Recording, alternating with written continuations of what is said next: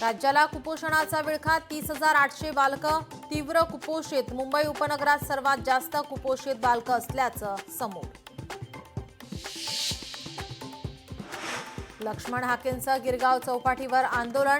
महाज्योतीला निधी मिळत नसल्याने आक्रमक. हाकेंसह कार्यकर्त्यांची पोलिसांकडून धरपकड. नाशिकमध्ये ठाकरेंच्या शिवसेनेला धक्का. माजी नगरसेवकांचा भाजपात प्रवेश. प्रथमेश गीतेंची नाशिक महानगर प्रमुख म्हणून नियुक्ती, तर मामा राजवाडे यांची हकालपट्टी. खासदार संजय राऊत यांची सोशल मीडियावरून माहिती. दिशा सालियन मृत्यू प्रकरणात नवा ट्विस्ट. मृत्यूत घातपात नसल्याचं एसआयटीकडून हायकोर्टात प्रतिज्ञापत्र सादर. लैंगिक अत्याचाराच्या खुणाही नसल्याचं नमूद. 82 वर्षीय आजीची जमीन लाटल्याचा आमदार गोपीचंद पडळकर यांचे बंधू ब्रह्मानंद पडळकर यांच्यावर आरोप, तर त्या जमिनीशी संबंध नसल्याचं आमदार पडळकरांचं स्पष्टीकरण.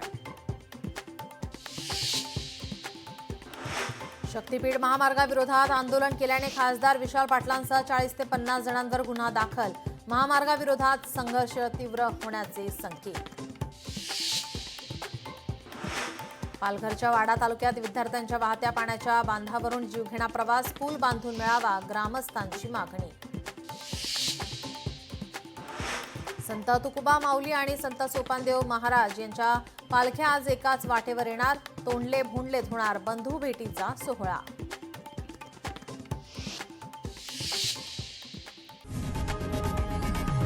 लोकशाही मराठी ऐका, पहा, जागरूक रहा.